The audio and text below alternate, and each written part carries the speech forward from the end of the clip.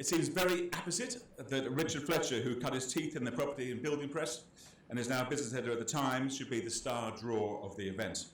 His involvement at the paper stretches beyond purely business, and he's very familiar with the opportunities and challenges for both print and digital and drawing in new readers. Also on the panel are Josh Spencer from The Economist, their social media team, who will be giving an update on this use of Snapchat, Instagram, Twitter and LinkedIn as it seeks younger readers. And the other two panellists are Ellie Jessel, senior reporter at the Architects Journal and the 2018 IBP Young Journalist of the Year, and Ellie Perham-Marchant, a senior consultant at FDI Consulting, who was the IBP Young Communicator of the Year. So we should be in for a fascinating discussion. I'm now going to hand over to my colleague, Giles Barry, who will chair proceedings. Giles. John, thank you very much, and thank you in particular to our guest of honour, Richard, who I remember starting as a meek and mild young reporter or sub-editor almost on something called Chartered Surveyor Monthly. Yeah. Didn't say boo to a goose in those days, but now he's a titan of the business world, and great to see him here and giving something back to the world in which he started. So the subheading for our event is Challenges Today and Challenges Tomorrow, and we're going to ask the panel first to talk about what are the issues that they're struggling with now or facing now, and then we're going to look a bit into the future. But I want to focus really on Richard first. The Times, or the Thunderer, has been going for hundreds of years. If ever a paper needs to readapt itself to the future, it's the Times, but it's done so in a really, really clever and good way, and subscriptions are performing really well. The big question, Richard, then is how are you at the Times dealing with challenges of today, the move from print to online and digital as a whole at the moment? I mean, it's really interesting because you can become quite distracted by the medium that you're delivering your journalism through, and I sort of discovered that not just at the Times but also when I was editor of the Telegraph website a few years ago. And I think the really important thing to kind of focus on is the quality of the journalism. And I actually think as long as you remain focused on that, no matter how you are delivering that journalism, that has to be the key. If you look at the latest Reuters report, which came out a couple of weeks ago, we are still one of the most trusted news brands in the UK. We're above Sky News, we're above The Guardian, we're above The Telegraph. And I think that is because of the quality of the journalism. And I do worry sometimes that we become so hung up on how we're delivering that journalism that we kind of forget about the quality and focusing on what it is we're actually producing, rather than worrying about how whether it's actually worrying about how it appears in print or how it appears on your website or your phone app or however you're delivering that journalism.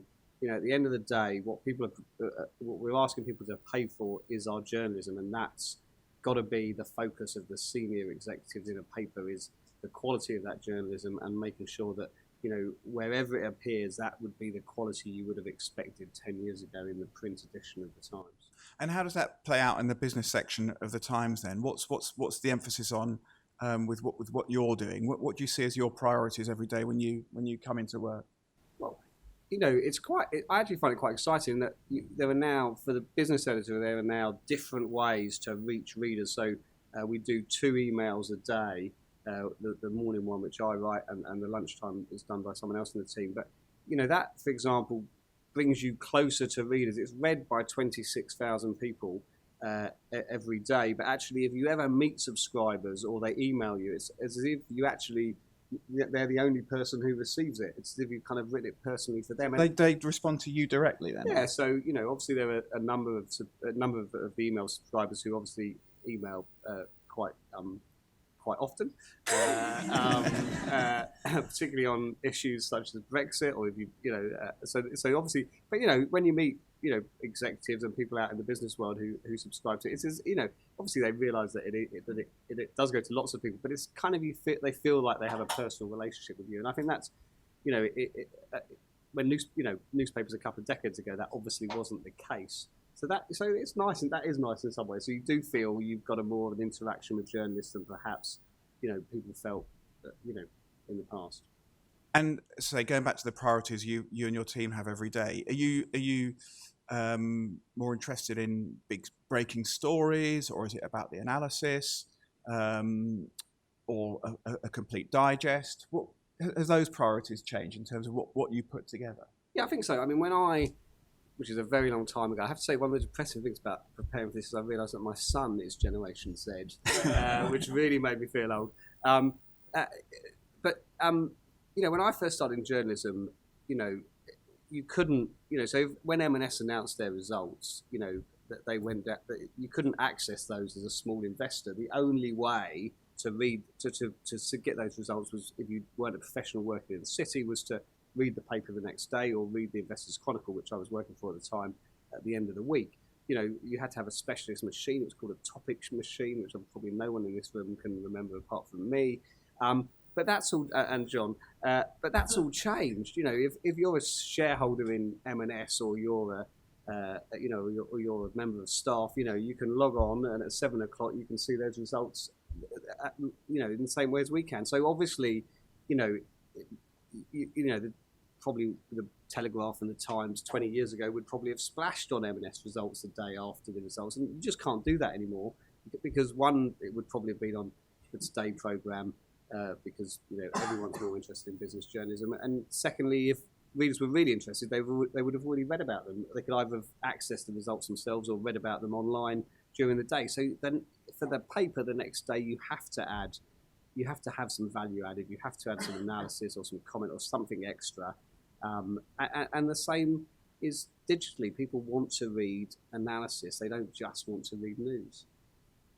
And if you do get a big story, something seismic, do you still think, well, let's hold this back for the paper tomorrow, or do you think, wow, let's just get it out as quickly as possible? I mean, there's in Fleet Street, there's different approaches to that at the moment, aren't there? Yeah, we also have a slightly different approach because we have editions, so we have a certain number of online editions a day. We're trying to sort of create a habit of people coming back to the website, and we're also trying to sort of deliver, the sort of rounded product. So we are slightly different, but if we've got a really, sometimes you think if we can hold it for the paper, we will. But if you think that other people may have a chance to break it, you'll try and get it up online. And I don't think that matters so much. I mean, the Times app looks fantastic, and I think people do remember where they see things first, print or online these days, really. Yeah, and I also I kind of think actually with the speed that people now follow stories, actually, I'm not sure the exclusives are as valuable as they once were. That's heresy, isn't it? It is. It probably is. And as an editor, I love breaking exclusives, and I love my journalists too. But I'm not sure they're quite as valuable as they once were. I feel like the ground has opened up, but I know what you mean, because it's very, very stealable. There's nothing I love more than scooping your rivals, and you hope to do it every day. But all I'm saying is I'm not sure it is as valuable as it once was, because when I worked for John on the Sunday Times, you'd break a story on Sunday and you'd sort of wait for Reuters to follow it up at sort of mid-morning or early afternoon, and then you desperately wait to see if the Monday papers had followed your story, and if everyone had to follow it, that felt like success. But now a story can be broken on, Mark Climate of Sky will break a story, and within an hour or so there'll be 3 or 4 versions up online. So is it as value? I mean, obviously that. Maybe that is heresy, and we still want to break lots of exclusives. I'm not suggesting we don't, but I'm just saying, are they as valuable in terms of driving traffic and the reputation of a paper? Obviously, you want to break stories. Obviously, you want to break scoops, but it's about more than that these days. It is also about the analysis and the added value that you can add to a story. And I do think your star columnist Alistair Osborne is fantastic. Love him or hate him, and lots of people don't like him, but it's always the level of detail is fantastic. The level of argument, those sort of things sell papers, don't they? And then just before we go on to the others for a minute, Richard, amongst some brands, there's a sort of feeling that print is something to kind of get, like Britain in the 70s, manage the decline. what's the attitude to that at the Times, if you like? Well, we still care deeply about the paper, but we have 286,000 digital-only subscribers. So, it's for us. It's really about building a subscriber base, and we're not particularly fussed about how those subscribers access our journalism, as long as they are, accessing our journalism and paying for it. Then we're relaxed about how they do it. I mean, obviously, I love papers, and there is something about reading a paper. I think it's it's a different way to consume news, and I hope that there'll still be papers around even when I'm retired for me to read as I sit on well, probably in the old people's home, but hopefully on a beach. But maybe I won't. Maybe I'll be reading them on my phone. But as long as people are still producing fantastic journalism, actually, I'm less fussed about how people read that, as long as we are still producing great journalism. That for me is more important than anything else. But I agree. I if I had to rank Giles Barry's favourite hobbies, top 5, reading the paper would be really high up. I absolutely love reading the paper. I'm one of those saddos who buys the English papers when there's abroad, because I can't think of anything better to do. And bought an iPad at one point and still have it, but just couldn't get on with it with the papers on it. There is something about it. Just again, I've said I was going to go on to the others, but my kids are 18 and 21, quite like print magazines. Getting back to this original point, Richard, how can you get to those 18 to 24-year-olds, which is Generation Z? Does it matter? Yes. I bet not many of them are buying that paper. So we've been doing a pilot in both Imperial and Loughborough universities, where we give students a sort of free site-wide subscription. We've got ambassadors working at those universities. We're sort of producing new content for them. So we are trying to entice that next generation of readers. I think actually one of the best things about being the business editor is actually the business section. The readers, obviously, because we're a subscription business, we know a lot more about our readers than most others. And the readers of the business section are a lot younger than the rest of the paper. Really? Why is that, do you think? And they're less male, because there is a bias to, we have more male readers than female readers. I think it's because people who are embarking on a career, they like to read a paper still in the same way as they read The Economist.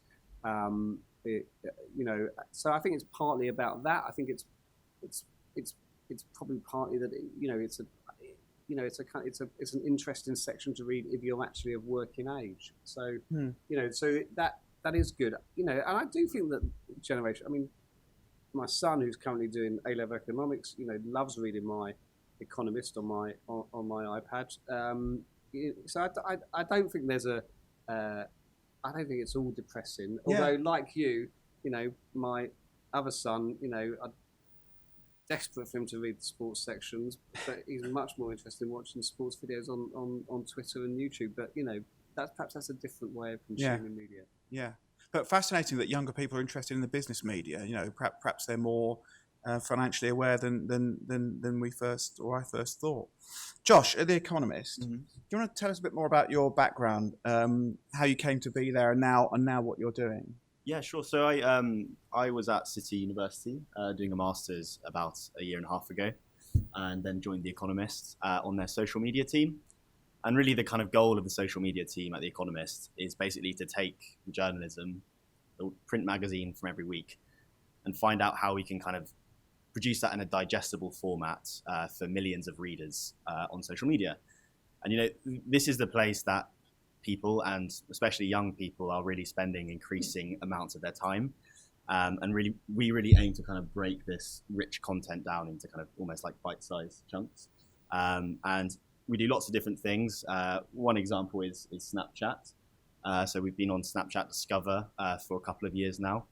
And basically we do deep dives into particular topics from The Economist. So one example was meth, which was a recent issue we did. As in the drug? As in the drug, yeah. And we basically take a combination of kind of original reporting and existing Economist articles. And it's almost seen as an extension of the journalism rather than just a way to promote it. So going back to what Richard was saying, it's kind of about the quality of the journalism rather than the form that it's kind of viewed in. And tell us about the Snapchat Mhm. approach. What does that look and feel like to people who are perhaps not so familiar with your Snapchat approach? Yeah, no, so it's kind of like a self-contained edition with slides. So you kind of tap through and look at different slides, and it could be something like a video, or it could be a kind of startling statistic or an animation, and you kind of go through, and it kind of follows a narrative as you go through, and that's how it works. And we do similar kind of things on Instagram, and we found that kind of visual journalism in particular is a great way to reach young people, and on Instagram, for example, nearly 70% of our audience is between the age of 18 and 34. So we're really focused on using these two platforms to kind of reach the next generation of subscribers. And what sort of material are you putting up on Instagram? Is it just pictures, or have you somehow got a narrative around that? Yeah, it's a mix of kind of pictures, videos, lots of other things. We do data-driven pieces, so we might kind of have a chart that we have in that week's issue. We might animate it and kind of make it interactive. We might do a poll and things like that to kind of engage the audience in a way beyond just kind of seeing something and expecting them to click the link. It's almost seeing it, as I said, as an extension of the journalism rather than just a means to an end. And, given most people think of The Economist as sort of very sort of serious, long-form journalism, how's that gone down with your more experienced colleagues, and how do they interact with that? Well, I think we've been really lucky because we do have some quite visionary editors actually that have really championed social media from an early point. So people like Tom Standage have really driven and seen the importance of social media in reaching young people. So with something like Snapchat, we were one of the first publishers in the world to be producing editions on there. And I think as well, if you can kind of tell a journalist or an editor that their story is going to reach millions of people who would have never seen it before, that's not that hard of a sell. Yeah. And what are the impacts of this? I mean, because the Economist, what's the breakdown of the readers, and what's you hinted just now about the Snapchat or the Instagram readership. Mm-hmm. How is it playing out there in the wide world compared with your print subscription base? So we don't really have specific numbers on that, but what I can say is that the people that are viewing us on things like Instagram and things like Snapchat are predominantly Gen Zers, and this is kind of their first introduction to our brand. It might be the kind of first time they've ever seen us. They may have never heard of any Economist story. So I think it's important that we put time into that and we make that kind of first introduction a good one and a positive one they want to kind of come back to in the future. And the typical, I mean, Richard's fascinating talking about the younger Times reader is really interested in the business news. What's the typical younger Economist reader or consumer of media? I think, one good thing about social media for The Economist is that we can show that we're not just a paper that writes about economics. A lot of the time we'll post a story on social media and people might think that, they'll say that, The Economist used to just write about economics, but actually we've got all these kind of different sections. We've got books, we've got science, and we can actually use social media as a way of showcasing to young people that we do write about this kind of array of different things. We're going to have questions at the end as well, but if you want to ask anything as we go along, please put your hands up. And then just the last one for me, Josh.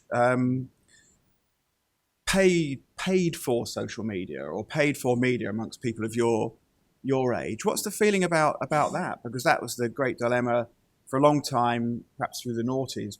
Media was considered to be free, or it had to be free, and then everyone's had to sort of row back from that. Yeah. What's the attitude towards paying for all this groovy stuff you're doing? Yeah, I think in terms of kind of Gen Z paying for news, I think it's a big challenge that the industry faces. But I do think there's a couple positives and signs of hope for that. One is that kind of people are used to paying for subscriptions now. People are paying for subscriptions to things like Netflix, things like Spotify, and if people can convince readers that media is of the same value, then I think there's hope in that sense. And I think also things like print newspapers, something like The Economist, is kind of a nice complement to something like social media. Because, it's great to be connected, it's great to be on top of everything that's happening in the world. But also, as you were talking about, the sitting down and kind of focusing in on one topic, reading that print newspaper is almost a nice break from the flow of information that we get. And do you think there can be too much hitting us all the time?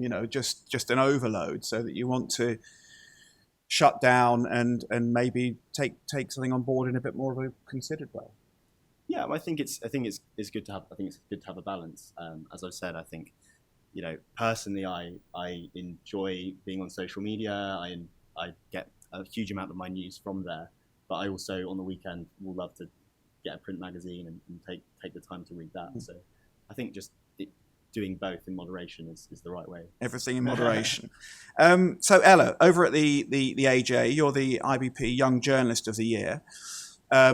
Architects or people in the built environment, quite conservative, but also brilliantly creative, and in your world, great designers. What are they leaning towards, and how are you, in your team, looking to attract the new generation then? I think for us it's about focusing on issues that affect young people, I suppose. So obviously I'm a reporter, I write a lot of news features, so we try and write about a lot of things that are affecting architecture students. So I suppose it's more issues led in that respect. So for example, we do like big surveys on how students are finding working in practice, and try and sort of connect with them a lot on those issues. I think also, we were sort of trying like this Instagram tactic out of sort of putting out our stories on Instagram, which is working quite well. And I think that on that level, it's more about interacting with, trying to get new readers through interacting with them through that in that way. And that's working quite well. Yeah. And then some of the campaigns the AJ is running around things like climate change, diversity. Is that with a younger audience in mind, or that's because you just feel that these are the right things? I mean, it can't do any harm, I think. Yeah, I think a bit of both. I definitely think it's a bit of what Richard was saying earlier, but I think there's that younger people are looking, well, audiences now, you go for Twitter and you go to Facebook and social media for your straight news, and I think you're going more and more to titles that have specialist knowledge to get more analysis type pieces. And I think things like the sustainability campaign and other kind of campaigns we run is about trying to capitalise on the interest in social issues, I suppose. Yeah. And then I wanted to just go back. You used to be at Camden New Journal. What do you see as happening on local papers? What was that? I mean, that's a really hard world, isn't it? And is there anything they can do to? I mean, I love and loathe the BBC. On the one hand, I think some of the TV programs they do are brilliant. I think Richard and I agree that their approach to local news is ridiculous. They've trampled all over local papers for no reason. I mean, what's it like in that world? I suppose they've tried to counter that slightly with their local democracy reporting service they've set up. I don't know what you think about that, how successful that's been, but yeah, I think working on local paper was definitely very hard with capacity. You'd really under pressure, and you'd see jobs going, and it was very difficult. I think local journalists, local newspapers are brilliant and a great place to learn how to be a journalist. And I absolutely loved working on a local paper. I think that some of the things that were concerning there was when you start to see the impact on quality. So, for example, with the syndicalisation of all the different titles under one banner. Yeah. So you've got titles like Archant, where they have like the front cover would be different, but the entire middle section would be the same news stories for a whole different area of London. And I think that's like really quite worrying. And then you see things like, why don't you upload your news? Like local residents can upload their news story. There's no subs. It's definitely. I don't know what the answer is, but it's definitely hard. Richard, just quickly, what's your take on that? And if you dare, what your thoughts on the BBC's and others' roles in that? The demise of local newspapers is, it is a worry. It's a worry for journalism, because obviously it's been a great route, and some of the best journalists have come through. Through local journalism, and I don't think there's probably, apart from trade papers, I don't think there's any better training ground, for journalists. And it's a real chance for people to break into the industry, and and it undoubtedly has produced the best journalists over many decades.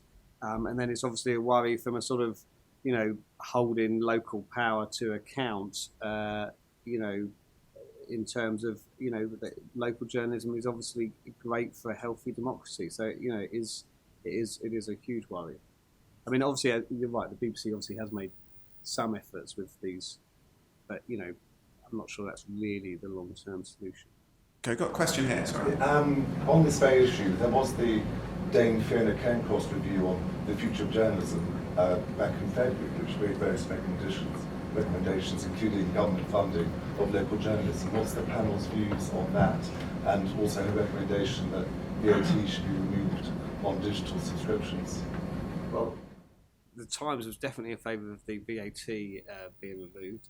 I'm not sure I read it closely enough to on the local journalism. I don't know if anyone else on the panel did. I know the report you mean. Yeah, I guess there's a kind of issue with government funding of the press. I guess it would be a kind of quite a tricky thing to negotiate. Sky, but one of their major points was the crisis of coverage of local democracy reporting. Yeah. And the problem is that the local newspapers don't get the clicks on local democracy reporting to generate the income. It's definitely an issue with how to generate income, and like you see a lot of bigger titles able to be more flexible and change their revenue models, but I think local journalists, local newspapers really struggle with that, so maybe that would be a good solution. And I don't think it's just, the reporting of local council meetings. I also think the lack of court reporting sometimes actually, justice has to be seen to be done. You have to, in a functioning democracy, people have to see democracy being done, and actually with fewer and fewer court reporters, actually sometimes justice isn't seen to be done. And, courts becoming less and less transparent about cases also doesn't help. Really good point. Okay, now from our communicator on the panel, the world of Gen Z, the wacky world of fake news, all the different issues that your or our world, Ellie, have to deal with. What are the tests for young communicators at the moment, and where do you see the appeal to Gen Z being these days? So I think that the kind of perception of PR and how we engage with media is really changing. So once we were kind of disseminators of information, it's now a lot more than that. And so in order to engage with Gen Z and just general audiences, we really need to create kind of loyalty and engagement. So there are lots of challenges that come with that, and that is obviously very linked to media changing. So as a communicator, we're having to have multi-skills, so we're having to kind of be social media experts and also kind of keeping on top of all kind of news agendas so that we can come up with content. And essentially we're kind of providing a lot more services than what was traditionally just media relations. So I think the nature of the role has changed, and we're having to kind of keep on top of these trends in the same way the media is. I think Josh kind of mentioned that obviously a lot of visual content is really important. I think that's coming into the world of PR as well. As people's attention spans have kind of shrunk, we're having to come up with new ways of engaging with people. And I kind of specialise in property, and that's a bit easier because the product is more tangible, but it definitely means that from a communicator perspective, you are having to really kind of consider and plan and brainstorm around ideas to engage with all these different types of audiences. It's interesting, isn't it, the balance between journalism and PR, which has changed out of all comparison from when I was a journalist for 25 years. I mean, Richard, the balance between PR people who used to be fewer than journalists and now considerably outnumber. What's your feeling about that zeitgeist? Well, a good PR helps, a journalist in that, they act as a bridge to their client, and they explain to their client how it works, and they help journalists out. I mean, there are obviously a lot more people involved in communications than there were 10 years ago, but I'm not sure all of those are media facing. For many companies now, it's about internal communications and how how you communicate with your staff and other stakeholders, to use the sort of jargon, whether that be shareholders or politicians. So I sometimes think as journalists we become a bit obsessed by this idea that we're now sort of outnumbered and there's more, because in a communication with lots of people, it doesn't have to be through the papers anymore. So obviously it is there are fewer journalists than there once were, and there's more people involved in communications, but so obviously the balance has shifted a little bit, but it's not. I don't see it as some sort of battle. I'm not. I don't see it in those terms. And there's all perennials like Deirdre Hipwell, who's my former, both of our former colleague, got in a really high-profile Twitter altercation earlier on this year with a PR person who asked her to put a web link in a story. It's interesting, isn't it? Some people just don't kind of get it, I think. What was your feeling about that? Well, spat, if you like. Yeah, I mean, that's not something we do at the Times. I mean, I suppose what I do find slightly depressing, worrying, is the sort of, you see companies now doing the sort of things that actually journalists used to do. So a lot of companies, if they're acting professional services, they'll do FOI requests and they'll build a story, which I'm sure some people will take and use, but that does slightly worry me, and I'm not particularly keen on that. But the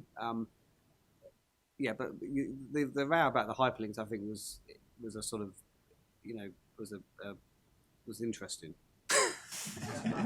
It created a whole life of its own. It did, yeah. Which is, perhaps Twitter has that ability to, There was a slide of, I think there's a bit of misunderstanding on one side. And before we've got another question here, Gerald. Thank you. Hello. I just a question about attention spans.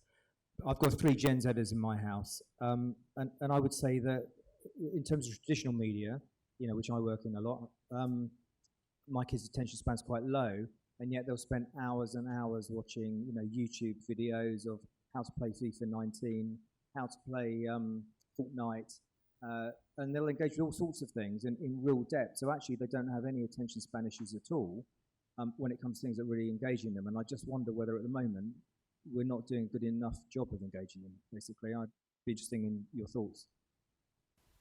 I've got to say, if you spoke to my family or actually some of my team, they'd say I had a pretty short attention span. So, I mean, you're right. I do often say, I think we are competing not with other newspapers. We're competing with lots of stuff now. So, I often find myself at the weekend, I'm trying to read, the Saturday Times or one of the Sunday papers or the Economist or the Spectator, and you do find yourself, because I do at the weekend, I do read on an iPad rather than a print. I do find myself getting distracted by Twitter or Instagram, and so it is. We're competing with lots of things to grab people's attention, and also as readers, we kind of have to be quite disciplined sometimes to, rather than scroll through Twitter for 5 minutes, to actually read something sensible. Yeah. I don't know.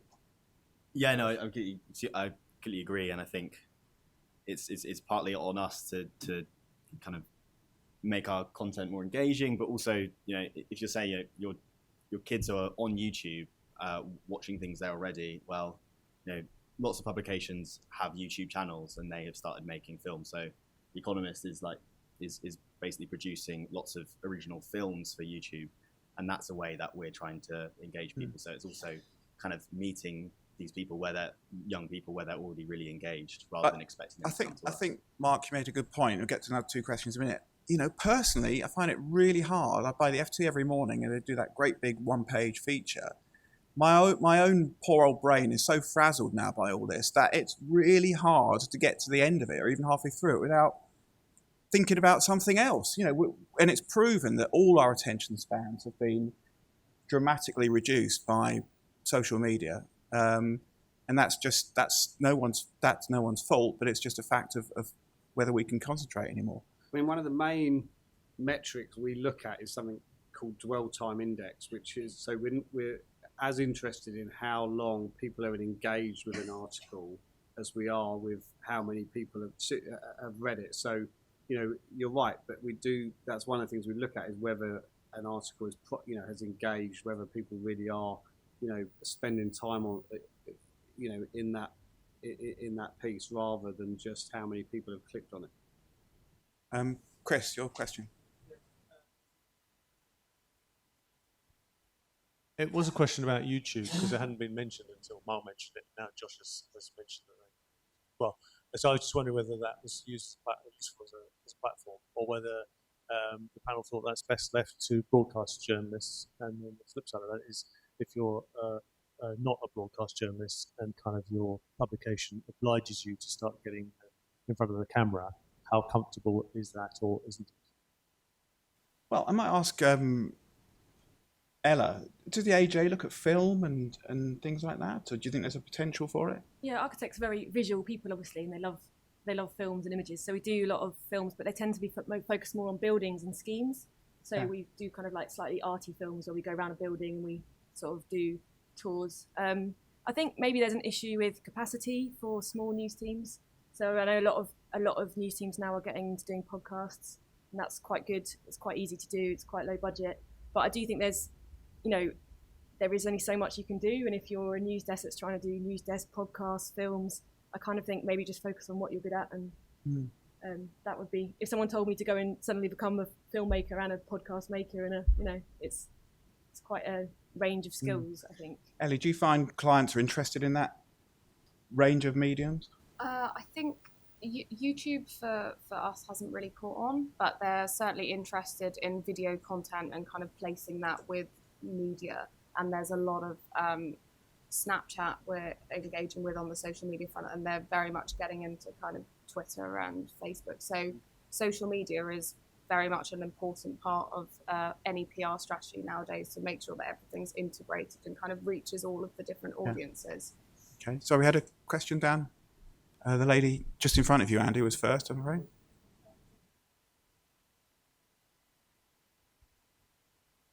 Sort of piggybacking on the past two questions, in terms of attention span, what are your positions on people exploring one subject in depth and using a range of platforms and brands to explore that versus sitting down and choosing to digest a range of information? And then in terms of YouTube and being multidisciplinary, I think that a number of young people are demanding of themselves that they are capable in a range of things. And how are you responding to that as well? Josh, what do you think? Sorry, the first question was about multiply. I think using a multiple of platforms to tackle a certain range of story or issues. Or I think I think as I was saying, but both approaches. I think people really do feel now. I think there's a sense that you kind of have to be caught up with the news and have to be on and aware of everything, and you can kind of sometimes lose sight of the great benefits of really exploring one subject in depth and reading kind of a long detailed piece about it. And I think I think for me personally, it's just important to make sure I set aside the time to look at things in depth. And both of the things go well together. I think complementary. Yeah. Okay, Andy. Hello. I'm interested in reader feedback online, and compare it to when perhaps Giles and Richard and I started in journalism. You'd get a letter once a week, maybe on the weekly edition of Green Ink letter, complaining the reporter had got things wrong, and the journalist just throw it in the bin and ignore it. But these days, when you've got very expert people reading your papers and responding to them online, making, I take the FT as an example, incredibly bright and expert audience, often pointing out the flaws of the reporting in the article they've read. And I just wonder how you handle both the positive feedback and the negative. Does it sometimes spur you to try and explore new areas? Do you sometimes bollock a reporter because they've got things wrong, according to this reader?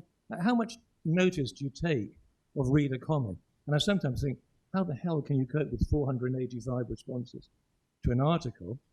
I mean, you don't have time for it. So is it just ignored, or does it play a valuable part in news gathering? Or if someone says something horrendously libelous on. Well, that's not my main point. Is just as an information source. Do you find it valuable, or do you find it unhelpful? Richard? I think it depends. I think it depends on the subject. So, you know, can you learn? And I'm talking about across lots of papers here, not just the Times. You know, can you learn much from reading the comments below an article about Europe or Brexit? I'm not sure you can, to be honest. But actually, I love reading the comments below business articles, particularly on the Times, because, you know, we are subscribers. The level of the conversation, I'm not saying the level of the conversation is always great, but the level of the conversation is better than a site where anyone can leave a comment. And, you know, so on, you know, a running story like Woodford at the moment, you know, one of the first things I do in the morning is look and see what's been written underneath the comments, because there's quite often a story. I know you talked about Alistair. Alistair always reads the comments below his column. So no, there are good. There are some very helpful comments. You're right. You will quite often find, you know, the reporter's got this wrong, or there's a typo in the second part of the headline, and you sacked all the subs. And in some ways, you know, they can be quite blunt. Quite often they're former subs, not from the same paper, obviously, but sometimes they're former subs leave the comments. But that's helpful, because you can then go and change your headline or correct the typo. And we do find, you know, I do go into the comments and respond to readers, and we encourage columnists and reporters to go in and respond to readers, partly actually because I think the level of debate is a lot more civilised if people realise that the person they're criticising is, you know, is a real person and is responding to the comments. It does tend to bring the level, but there are some areas where, you know, obviously it is. I do think I'm lucky. I think female journalists get a far tougher time in the comment sections, you know, across all papers, than male journalists do. And you know, and even news reporters. Yeah, I mean, you know, we've got a female energy reporter energy editor, who, you know, and obviously that's an area, you know, the whole idea of climate change and green energy, you know, it's an area people get surprisingly passionate about. You know, I do think there is a sort of, I do think it's sometimes female reporters get a harder time in comments than male journalists. It's appalling, isn't it? I mean, yeah, I could just about see. I think on Twitter, I think you see that on Twitter. Yeah, I was just going to say on Twitter, Yeah, because yeah, I think like these, what your point is really good about readers and how you respond to it, and I think it's just become. I mean, we don't get as many comments on the AJ articles as the Times do on theirs, so it's not that much of a mission to trawl through 11 or 12 responses. But I think it happens on Twitter, so it's sort of extended. So you kind of go and put your article on Twitter, and then you just wait for people to respond. And I actually think that's a really, really good way of engaging with readers and finding out what their feedback is. Sometimes people comment on the website are very different people to the kind of people who will tweet and respond. But I think Twitter's also like just an extension of that reader relationship, and it's actually really helpful, I think. But in terms of like issues where female news reporters like get difficult comments, if you ever write about the gender pay gap, you're done, basically. It's me. You're toast. I think newspapers' attitudes have changed. I mean, when I was editing the Telegraph website, whenever anyone used to come to me and talk to me as a journalist about the comments, I'd say, well, have you ever left a comment on a newspaper article? And they'd say no. And I said, well, why on earth are you reading them? I mean, we've moved on from that. You do engage with them now. And I do think if people do engage, the level of the conversation does become more civilised, apart from it's about Brexit. Yeah. Okay. Almost finished. I've got a couple more questions. Sorry. The guy next to Gerald first, then, yeah. Hi, my name is Farhad Ahmed. I'm an imam, and I work with young Muslims. One of the major concerns that I've felt coming from young Muslims is often that the media is constantly negatively portraying Muslims and Islam. And one of the things that we try and tell them after having spoken to a lot of journalists is that the journalists often are having to do a lot of, they're having to cover a lot of bases. Some young journalists, for instance, there was this one journalist from the Daily Mail who was having to report on what a hijab is. There was a story around a hijab. So luckily, I'd spoken to him beforehand. We'd met for a coffee, so he felt comfortable enough to call me to find out a bit more about the concept of hijab and what it means. So he was able to. He sent me the draft that he'd made, but there was a couple of errors in there. So even on some small issues that they're having to report on, they're having to cover a lot of bases. Is there anything being done within the media to try and counter? Because obviously, like for instance, one thing I've noticed is that a lot of journalists, like a good 55, 60% of the journalists that I've met with, they've never been to a mosque before. Never actually had that one-to-one conversation, but they're having to constantly, every now and then, report on these issues. What is being done within the media to try and bridge that gap? Because obviously it's things that they're having to report on. I'm not just saying this is about Islam, but about other communities as well, about other faiths, about other well, issues. it's a really good question, and one that Richard and I touched on before. So perhaps you could, Richard, explain the Times' approach to that particular issue, but also the bigger subject of who becomes a journalist. Because the pay in real terms now, about 25,000 for a starting salary is the same as it was 30 years ago. That means a whole different type of person is becoming a journalist, or it's restricted to perhaps someone with a private income or something like that. So, Richard, perhaps you can reply to the first question and then the second bigger one. I mean, I think the lack of diversity in journalism is a worry. I thought some of the best, I mean, it really struck me 2 years ago after Grenfell Tower, and one of the best pieces of journalism after Grenfell Tower was a journalist on BuzzFeed who, and it was, there was the breaking of the fast, was just, so it was about a week after Grenfell, and she was Muslim, so she obviously understood that at sundown the fast would be broken, and she did this fantastic reporting from, the survivors basically broke. If I get my terms wrong here, I apologise. But and I remember thinking at the time that actually that she was probably one of the few journalists who realised that this was going to happen at 10:30. It was the middle of summer, so it was 10:30 at night. And I remember thinking at the time that our lack of diversity in national journalism meant that no one would have even have known that was going to happen. So they wouldn't have been there to talk to the survivors, and they wouldn't have been there to see the community coming together. And I do worry about the lack of diversity in journalism. I think when me and Giles and John started in journalism, I think it was slightly more diverse. The idea that people had, it was very rare for anyone to have gone to university to do an M&A. It wasn't, and actually not everyone you were working in a newsroom would even have done a degree. Well, now it's incredibly rare for anyone coming through in journalism not to have done an MA, and just by that very nature, and I'm not criticising the university, but that by its very nature means that you are, you're narrowing the sort of person that is going to come through to journalism, and obviously the industry, because we become so reliant on internships and work experience, that obviously does mean that if you live in London, you have a huge advantage over someone who doesn't, because you can go and do 2 weeks at the Guardian so therefore, and I think I worry about it from 2 points of view. I obviously worry about it from a sort of a very basic, if we haven't got a diverse workforce, we're going to miss stories, and that's obviously from a vague, that's a worry. But also from newspapers have to reflect the society they're reporting on. So people are making efforts. There's a great new organisation that's sort of offering, wants experienced journalists to offer beds to people who are, rooms in a house for people who are coming to do an internship in London who don't live in London. But obviously we've got lots more to do, and I think if you look around most newsrooms, you can see that.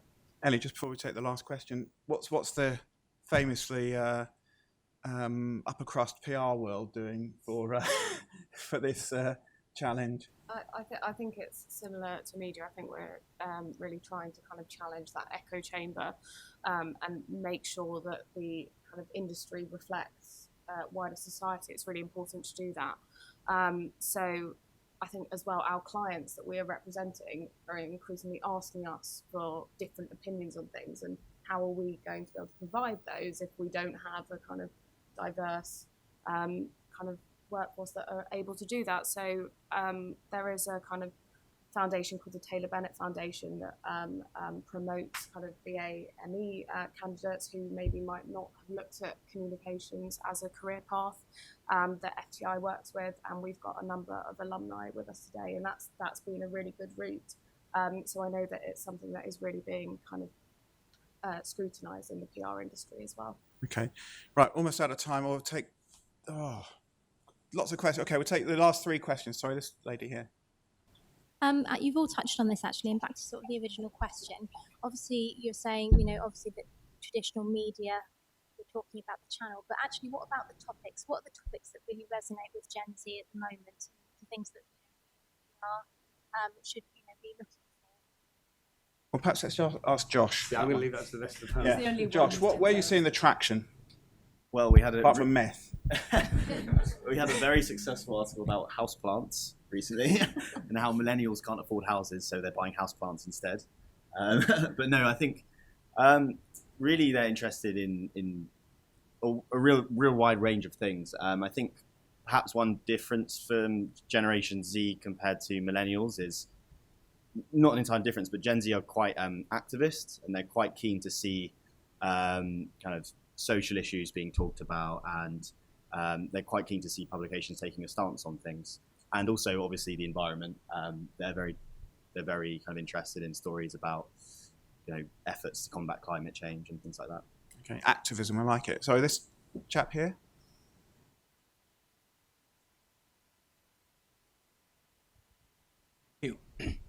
Because I was coming here this evening, I actually did a bit of research into this subject.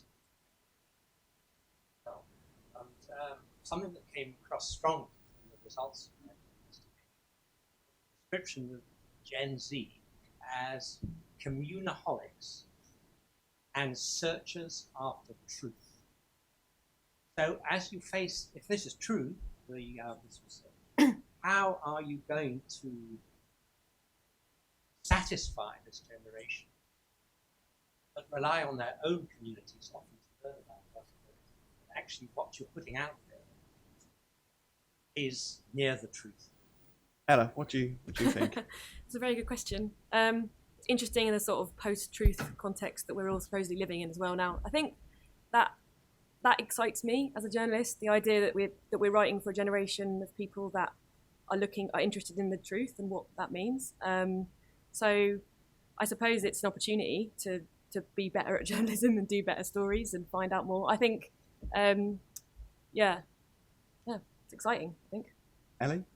I think it's this search for the truth and the kind of rise of social media has really led to people being vocal in their opinions. So I think the PR and the kind of media opportunities are very much opinion-led pieces. So as a PR, we're kind of constantly trying to put together really, really engaging content that we can kind of pitch to media targets from a range of voices as well. And I think the media is obviously looking at that opportunity really closely as well.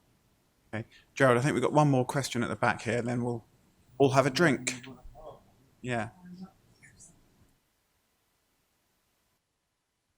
Sorry, I'm keeping everyone from a drink, so I'll be quick. It follows on for the last question, really, which shows that Gen Z is there's a lack of trust in institutions and organisations. So it's how do your news organisations increase trust or build trust with an audience that is kind of reticent to believe? Well, let's just end up with Richard on that one. Building trust. I think the only thing you have is trust, and I think the only way you can do that is by being being true to your values. I mean, newspapers do make mistakes. Obviously, if you're producing, thousands of articles a week, you will make mistakes. But you just have to be responsible journalism, and build that trust, and do it in a way that the Times has done it for hundreds of years. Okay. Right, time for a drink and something to eat. Please, can you say thank you to our guest of honour, Richard, and the rest of the panel, and thank you for coming along.